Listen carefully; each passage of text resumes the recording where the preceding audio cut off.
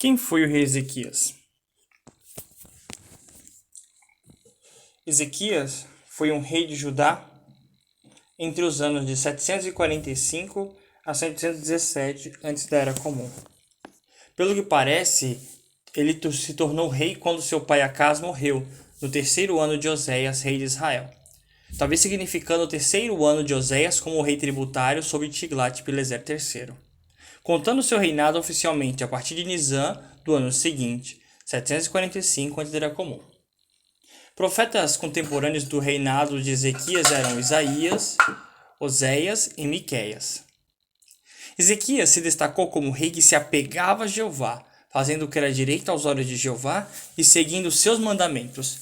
Desde o início do seu reinado, ele se mostrou zeloso a favor da promoção da adoração verdadeira, não somente em Judá, mas em todo o território de Israel. Por ele seguir os caminhos de Jeová, assim como fizera Davi seu antepassado, podia-se dizer que Ezequias que depois dele não se mostrou haver nenhum igual a ele entre todos os reis de Judá, mesmo aqueles que vieram a ser antes dele. Por causa disso, Jeová mostrou estar com ele. Ezequias teve suas contribuições literárias. Ele também, no caso Ezequias, é conhecido pelo seu interesse de compilar alguns dos provérbios de Salomão, conforme reza a introdução da seção agora conhecida como os capítulos 25 a 29 de Provérbios. Lá diz assim: Estes são provérbios de Salomão, transcrito pelos homens de Ezequias, rei de Judá. Ele também escreveu o Cântico de Agradecimento, registrado em Isaías 38, do 10 ao 20, depois que Jeová o curou da sua doença mortífera. Nela, menciona minhas seleções para instrumentos de corda. Alguns acham que Ezequias escreveu o Salmo 119. Se isso for correto, então parece que esse salmo foi escrito quando Ezequias era príncipe, não sendo ainda rei. Vejamos a situação na época da ascensão de Ezequias. Quando Ezequias ascendeu ao trono, o reino de Judá estava no desfavor de Deus, pois Acaz, pai de Ezequias, havia cometido muitos atos detestáveis perante Jeová. Havia permitido também que a adoração de deuses falsos graçasse sem restrições em Judá. Por isso, Jeová permitira que aquela terra sofresse as mãos dos seus inimigos, especialmente da segunda potência mundial, a Síria. Acaz havia despojado o templo e o palácio para dar um suborno ao rei da Síria. Pior ainda, havia retalhado os utensílios do templo, fechado as portas dele e feito altares para si mesmo em cada esquina de Jerusalém, oferecendo sacrifícios a outros deuses. Acaz, por aliança, havia colocado o seu reino sob a proteção do rei da Síria durante o seu reinado. Mas Ezequias, logo cedo no seu reinado, passou a rebelar-se contra o rei da Síria. Por ocasião da ascensão de Ezequias ao trono de Judá, o reino setentrional de Israel das 10 tribos estava em condições ainda piores. Por causa dos graves pecados de Israel, Jeová permitira que sofressem duros apertos, tornando-se tributários da Assíria, e não demoraria muito até que a Síria tragasse Israel e levasse o seu povo ao exílio. Seu zelo pela adoração verdadeira. Ezequias demonstrou seu zelo pela adoração de Jeová assim que ascendeu ao trono, à idade de 25 anos. Seu primeiro ato foi reabrir e consertar o templo. Daí, convocando os sacerdotes e os levitas, disse-lhes: Está agora chegado ao meu coração concluir o pacto com Jeová, o Deus de Israel. Era um pacto de fidelidade, como se o pacto da lei, embora ainda vigente, mas negligenciado, fosse inaugurado de novo em Judá. Com grande vigor, passou a organizar os levitas nos seus serviços e restabeleceu os arranjos para instrumentos musicais e para o canto de louvores. Era Nisan, o mês de se celebrar a Páscoa. Mas o templo, bem como os sacerdotes e os levitas, estavam impuros.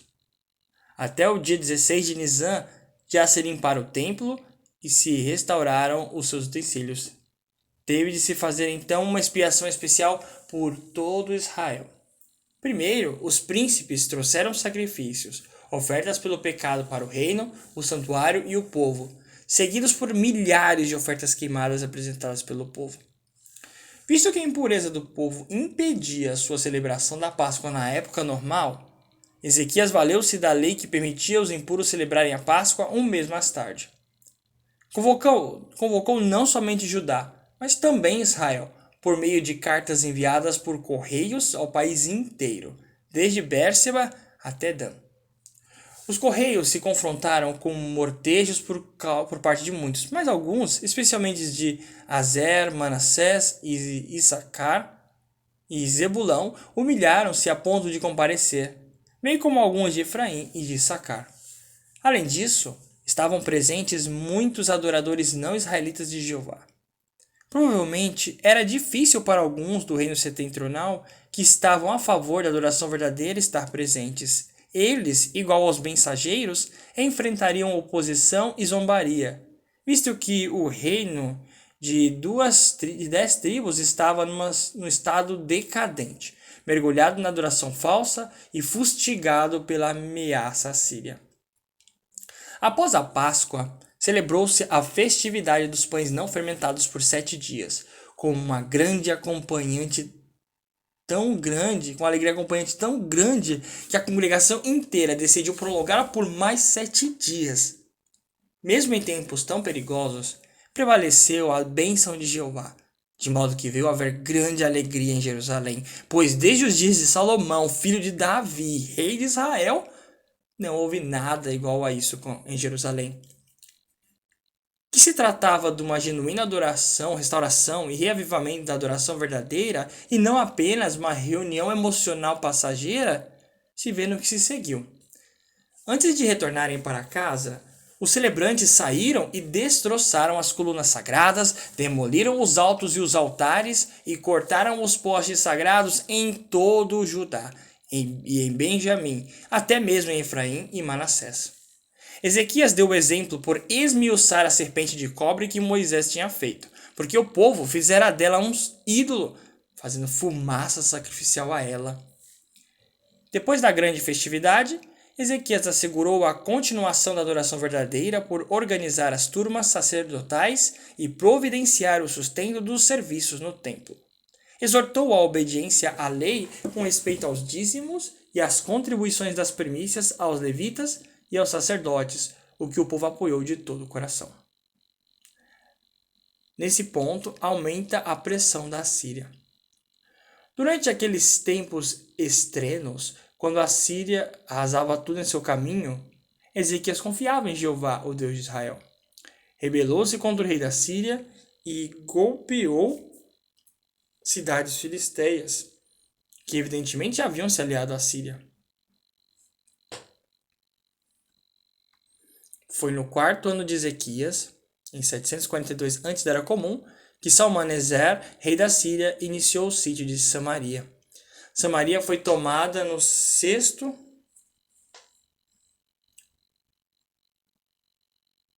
ano de Ezequias, 740 a.C. O povo do reino de 10 tribos foi deportado, e os assírios trouxeram outros para ocupar o país. Isso deixou o reino de Judá, representando o governo teocrático e a adoração verdadeira de Deus, como uma pequena ilha cercada por inimigos hostis. Senaqueribe, filho de Sargão II, teve a ambição de acrescentar aos seus troféus de guerra a conquista de Jerusalém, especialmente visto que Ezequias se havia retirado da aliança feita contra a Síria pelo seu pai, o rei Acás. No 14º ano do reinado de Ezequias, Senaqueribe veio contra todas as cidades fortificadas de Judá e passou a tomá-las. Ezequias ofereceu pagamento a Senaqueribe, a fim de salvar a ameaçada cidade de Jerusalém, exigindo então a Senaqueribe uma enorme soma de 300 talentos de prata e 30 talentos de ouro. A prata, que valia cerca de $1.982.000, e os 30 talentos de ouro, cerca de $11.560.000. Para pagar essa soma, Ezequias se viu obrigado a dar toda a prata encontrada no templo e no tesouro real, além dos metais preciosos, com que o próprio Ezequias fizera revestir as portas e as ombreiras do templo. Isso satisfaz o rei da Síria, mas apenas temporariamente. Obras de construção e de engenharia. Em face do iminente ataque do cobiçoso Senaqueribe, Ezequias demonstrou sabedoria e estratégia militar. Tapou todas as fontes e mananciais de água fora da cidade de Jerusalém, a fim de que, num caso de um sítio, os assírios sofressem escassez de água. Reforçou as fortificações da cidade e fez armas de arremesso em abundância, bem como escudos.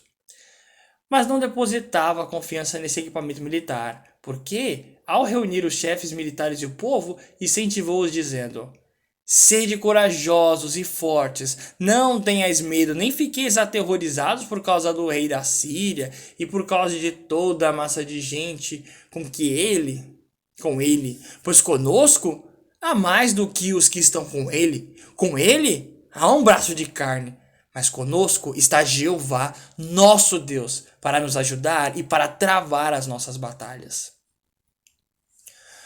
Uma das mais notáveis façanhas de engenharia dos tempos antigos foi o aqueduto de Ezequias. Ia desde a fonte de Gion, ao leste da parte setentrional da cidade de Davi, num trajeto bastante regular, por uns 533 metros, até o reservatório de água de Siloé, no vale do Tirupeon, abaixo da cidade de Davi, mas dentro de uma nova muralha acrescentada à parte meridional da cidade. Os arqueólogos encontraram uma inscrição em antigos caracteres hebraicos na parede do túnel, estreito que tinha altura de média de 1,80 m. A inscrição reza em parte: E esta foi a maneira que foi perfurado. Enquanto havia machados, cada homem em direção ao seu companheiro, e quando ainda faltavam 3 côvados para serem perfurados, ouviu-se a voz de um homem chamando seu companheiro, pois havia uma sobreposição na rocha à direita e à esquerda. E quando o túnel foi aberto, os cavoqueiros cortaram a rocha, cada homem em direção ao seu companheiro, machado contra machado, e a água fluiu da fonte em direção ao reservatório por 1.200 côvados, e a altura da rocha acima da cabeça dos cavoeiros era de 100 côvados. Ancient Near Eastern Texts, textos antigos do Oriente Próximo. De modo que o túnel foi cortado na rocha de ambas as extremidades, encontrando-se no meio, uma verdadeira façanha de engenharia. Fracasso de Senaqueribe em Jerusalém. Conforme as expectativas de Ezequias, Senaqueribe decidiu atacar Jerusalém. Enquanto Senaqueribe com seu exército sitiava a bem fortificada cidade de Laquis, ele enviou uma parte do seu exército, junto com uma representação de chefes militares, para exigir a capitulação de Jerusalém. O porta-voz do grupo era Rabsaqué, que não era seu nome, mas seu título militar, que falava fluentemente o hebraico. Em voz alta, ele zombava de Ezequias e escarnecia de Jeová, gabando-se de que Jeová não podia livrar Jerusalém do rei da Síria, assim como tão poucos deuses das outras nações puderam salvar as terras dos seus adoradores. Ezequias ficou muito aflito, mas continuou a confiar em Jeová e a apelar para ele no templo, enviando também alguns dos cabeças do povo ao profeta Isaías. A resposta de Isaías, da parte de Jeová, foi que Senaqueribe ouvira uma notícia e voltaria à sua própria terra, onde, por fim, seria morto. No interim, Senaqueribe havia partido de Laquis para Líbina, onde soube que Tiraca, rei da Etiópia, saíra para lutar contra ele. Não obstante, Senaqueribe enviou por mensageiros cartas a Ezequias, continuando as suas ameaças e escarnecendo de Jeová, o Deus de Israel. Ao receber as cartas muito vituperadoras, Ezequias as estendeu perante Jeová, o qual novamente lhe respondeu por meio de Isaías, escarnecendo por sua vez de Senaqueribe e assegurando que os assírios não entrariam em Jerusalém. Jeová disse: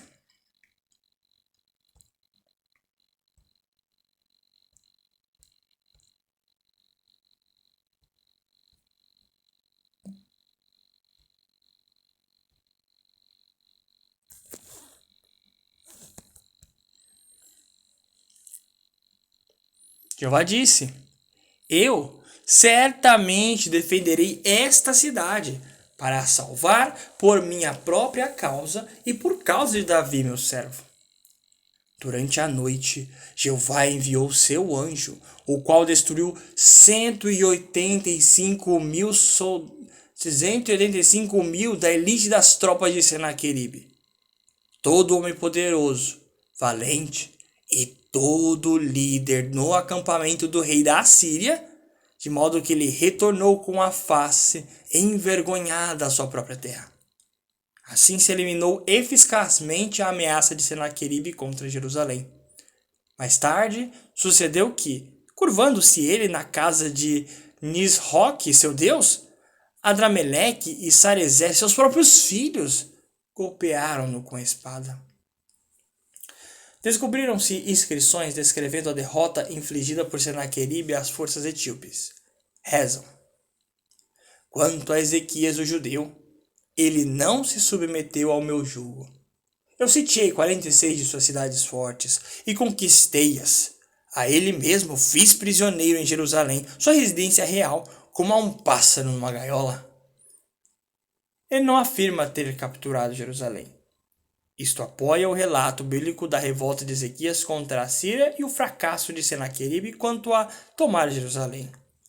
Segundo o costume das inscrições dos reis pagãos de se enaltecerem, Senaqueribe, nesta inscrição, exagera o montante de prata pago por Ezequias como tendo sido 800 talentos, em contraste com os 300 da Bíblia.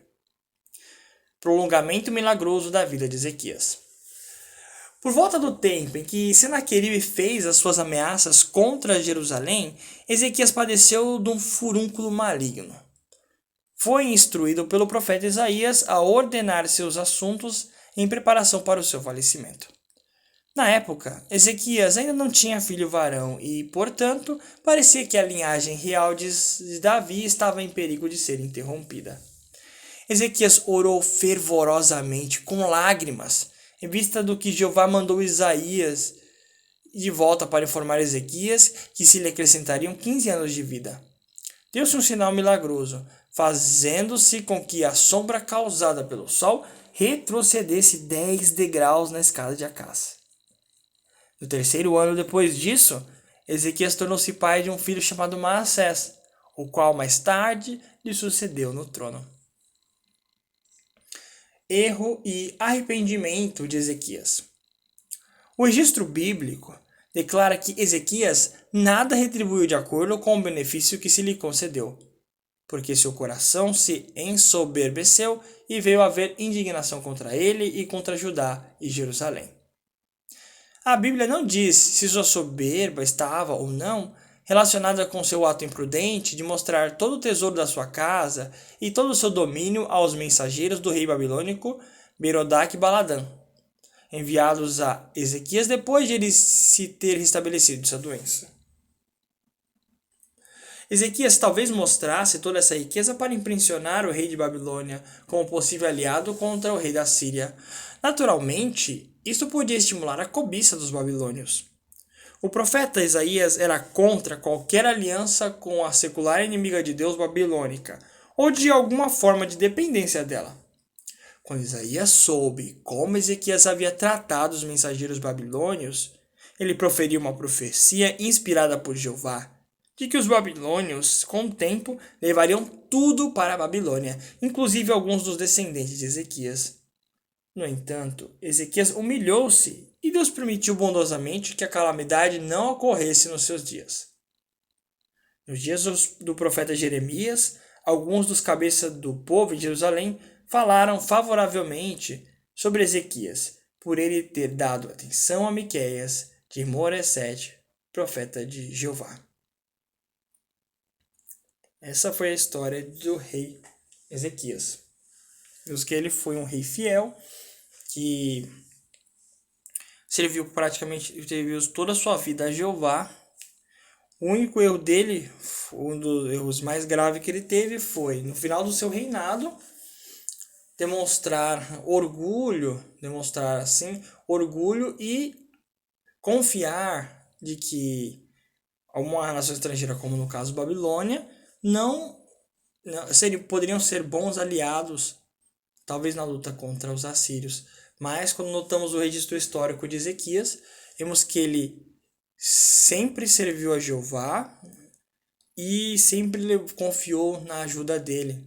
Inclusive, como vemos, ele não se submeteu ao domínio assírio, sempre foi fiel e confiou em Jeová. Em resultado, Jeová agiu no seu favor, derrotando o exército de Senaqueribe e matando 185 mil dos seus soldados.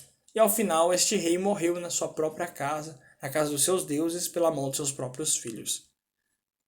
Assim, isso nos deixa uma importante lição.